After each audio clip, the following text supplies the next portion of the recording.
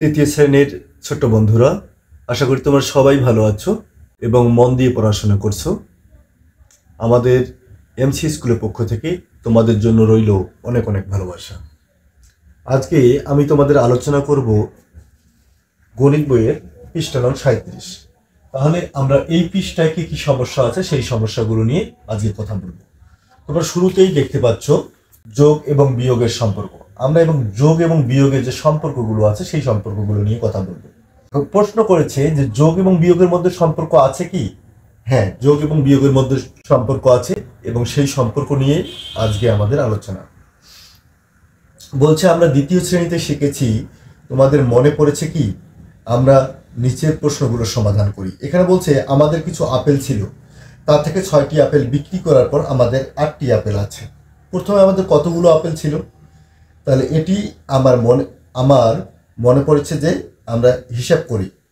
তাহলে এখানে দেখো একটা ফাঁকা ঘর, বিয়োগ 6 সমান হচ্ছে 8।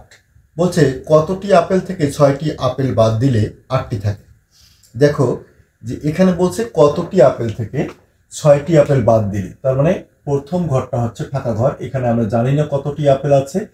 কতটি আপেল থেকে, এখানে আপেলের সংখ্যা মনে করো, আপেল কতটি আপেল থাকলে এখান থেকে যদি 6টি বাদ দেই তাহলে কয়টি থাকবে? 8টি।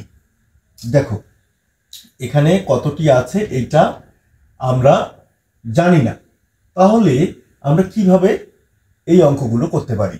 দেখো আমি এখানে লিখে রেখেছি, তোমাদের বইয়ে দেওয়া আছে সূত্রগুলো। আমি সূত্রগুলোকে একটু উল্টায়ে লিখেছি, মানে উলট পালট করে। এখানে দেখো তোমাদের বইয়ে দেওয়া আছে বিয়োজন বিয়োগ বিয়োজ্য সমান হচ্ছে বিয়োগফল। আমি এখানে লিখছি বিয়োজন সমান হচ্ছে বিয়োগফল যোগ বিয়োজ্য।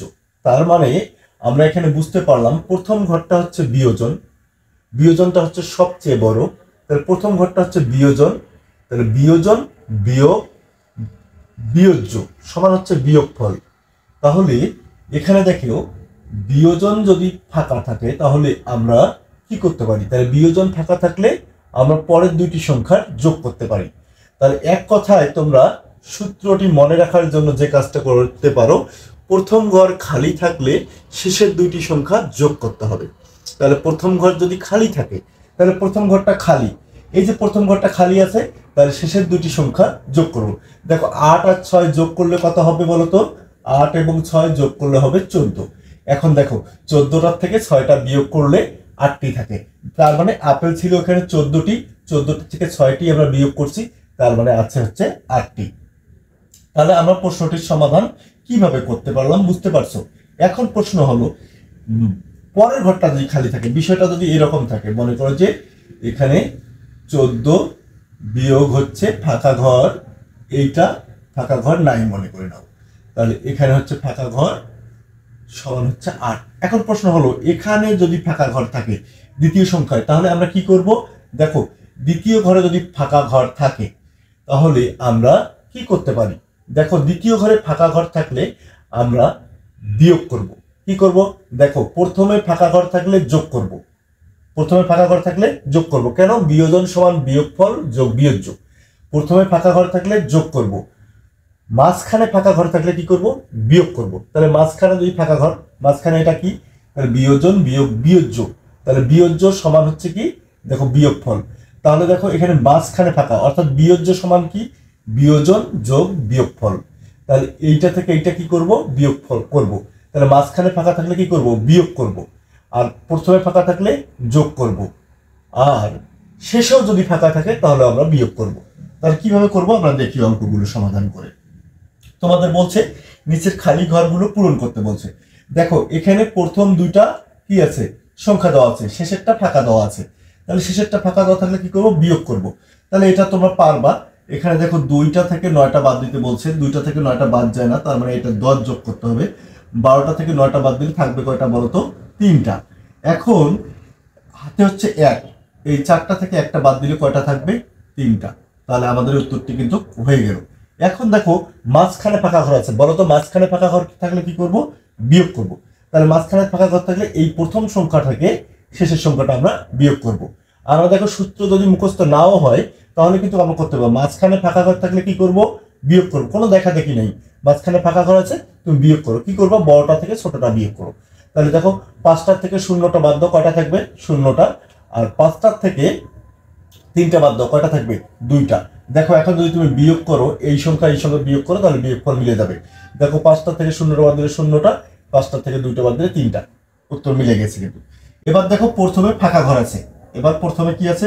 ফাঁকা ঘর আছে। তাহলে প্রথমে ফাঁকা ঘর থাকলে কি করতে হবে? যোগ করতে হবে।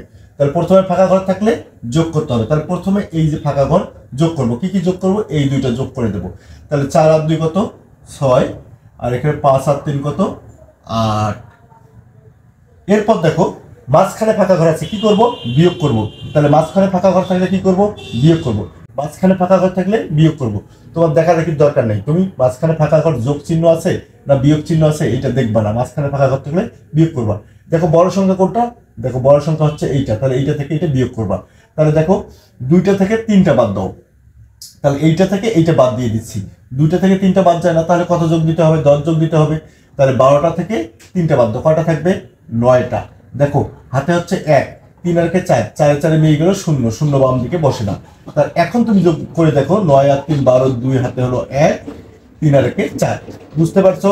তাহলে দেখো মাঝখানে ফাঁকা ঘর থাকলে কি করবা? বিয়োগ করবা। আর প্রথমে ফাঁকা ঘর থাকলে যোগ করবা। এখন দেখো প্রথম দুইটা সংখ্যা দেওয়া আছে, এখানে মাঝখানে যোগ চিহ্ন, তাহলে বুঝতেই পারছো এটা এই দুটো যোগ হবে। তাহলে 5 এর 5, 5 আর 0 যোগ করলে 5 হবে, 3 আর 2 যোগ করলে কত হবে? 5 হবে। এরপরে দেখো 6 নম্বর অঙ্কটি, 6 নম্বর অঙ্কটি কি বলছে? শেষে ফাঁকা ঘর আছে, তাহলে শেষে ফাঁকা ঘর থাকলে কি করতে হবে? বিয়োগ করতে হবে। তাহলে 6টা থেকে বড় সংখ্যা থেকে ছোট সংখ্যা, 6টা থেকে 4টা বিয়োগ করো, কয়টা থাকবে? 2টা। এবার 8টা থেকে তুমি 5টা বিয়োগ করো, কয়টা থাকবে? 3টা। দেখো এখন আমরা বিয়োগফল করে ফেললাম। প্রথমে ফাঁকা ঘর আছে, কি করতে হবে? যোগ করতে হবে। তাহলে যোগ করো, 9 আর 3 কত?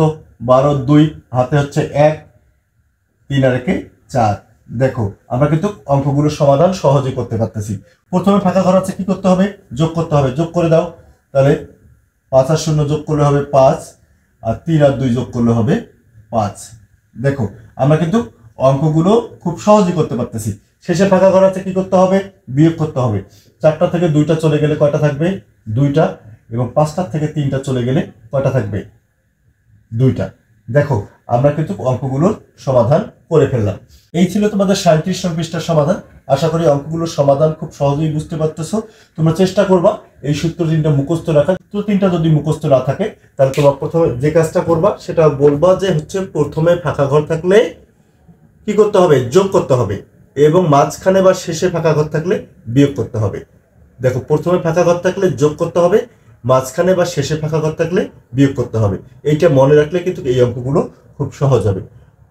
আজকে তাহলে ক্লাসটি এ পর্যন্তই। সবাই ভালো থাকো, সুস্থ থাকো এবং মন দিয়ে লেখাপড়া করো, এবং অবশ্যই অবশ্যই বাবা মার কথা শুনবে। ধন্যবাদ।